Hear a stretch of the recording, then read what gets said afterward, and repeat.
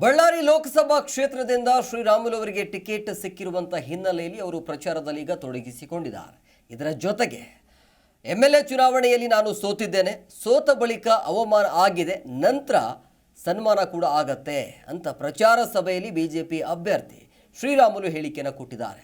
ನನ್ನ ಮೇಲೆ ವಿಶ್ವಾಸವನ್ನಿಟ್ಟು ಮೋದಿಯವರು ಈಗ MP ಟಿಕೆಟನ್ನು ಕೊಟ್ಟಿದ್ದಾರೆ. ಈ ಬಾರಿ ಶ್ರೀರಾಮುಲು ಗೆಲುವು ಯಾರಿಂದಲೂ ಕೂಡ ತಡೆಯಲು ಸಾಧ್ಯವಿಲ್ಲ. ಸೊ ನನ್ನಿಂದ ಸಣ್ಣ ಪುಟ್ಟ ತಪ್ಪುಗಳು ಆಗಿದ್ದಾವೆ, ಸೊ ಅದನ್ನು ನಾನು ಸರಿ ಮಾಡ್ಕೋತೀನಿ ಅಥವಾ ತಿದ್ಕೊಳ್ತೀನಿ ಅಂತ ಹೇಳಿದರು. ಸೊ ಬಳ್ಳಾರಿ ಪ್ರಚಾರ ಸಭೆಯಲ್ಲಿ ಅಭ್ಯರ್ಥಿ ಆಗಿರುವಂಥ ಶ್ರೀರಾಮುಲು ಅವರ ಸ್ಟೇಟ್ಮೆಂಟ್ ಇದು. ಅಂದರೆ MLA ಚುನಾವಣೆಯಲ್ಲಿ ನಾನು ಸೋತಿದ್ದೇನೆ, ಆದರೆ ಸೋತ ಬಳಿಕ ನನಗೆ ಅವಮಾನ ಆಗಿದ್ದು, ಆದರೆ ನಂತರ ಈಗ ಸನ್ಮಾನ ಆಗತ್ತೆ ಅಂತ ಹೇಳಿದರು.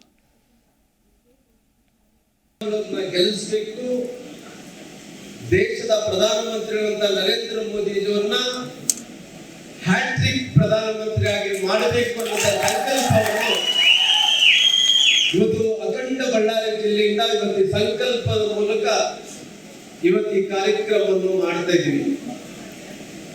ಬಹುಶಃ ಇಲ್ಲಿ ಬಂದಂತವರು ಜಾತ್ಯತೀತವಾಗಿ ನನ್ನ ಕುಟುಂಬ ಅಂತ ಹೇಳಿ ನಾನು ತಿಳ್ಕೊಂಡಿದ್ವಿ. ಯಾಕಂದ್ರೆ ಯಾರು ಬೇರೆಯವರಿಲ್ಲ. ಯಾಕಂದ್ರೆ ಇವತ್ತು ಬಳ್ಳಾರಿ ಗ್ರಾಮಾಂತರ ಕ್ಷೇತ್ರದಲ್ಲಿ ಅನೇಕ ಕಷ್ಟಗಳನ್ನು ನಾವು ನೋಡಿದ್ದೀವಿ.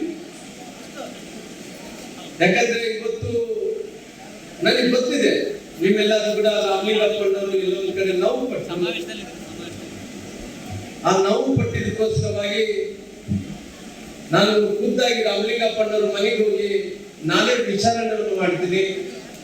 ಅವ್ರು ಯಾವುದೇ ರೀತಿಯಲ್ಲಿ ಅನ್ನೋರಿಗೆ ಮತ್ತು ನೋವು ಆಗ್ಲಾರ್ದಂತೆ ನಾನು ನೋಡ್ಕೊಳ್ತೀನಿ ಅಂತ ಹೇಳಿ ತಮ್ಮ ಮೂಲಕ ನಾನು ಮಾತಾಡ್ತೀನಿ. ಯಾಕಂದ್ರೆ ಇವತ್ತು ಈ ಚುನಾವಣೆ ಯುದ್ಧದಲ್ಲಿ ನಾವು ಜಿ ಕನ್ನಡ ನ್ಯೂಸ್ ಈಗ ನಿಮ್ಮ ಮನೆಯಲ್ಲೇ ನೋಡಿ. ಎಲ್ಲ ಕೇಬಲ್ಗಳಲ್ಲಿ ಈಗ ಲಭ್ಯ. Sun Direct 292, Jio TV 1334, U digital 162, city cable 51, GTPL 17, Abhishek cables 821, rock line telecommunication 51, Shri Basaveshwara number 60, Vinayaka digital number 53, in digital number 896ರಲ್ಲಿ ನಿಮ್ಮಿಸ್ತದ ಜಿ ಕನ್ನಡ ನ್ಯೂಸ್ ನೋಡಿ ಆನಂದಿಸಿ.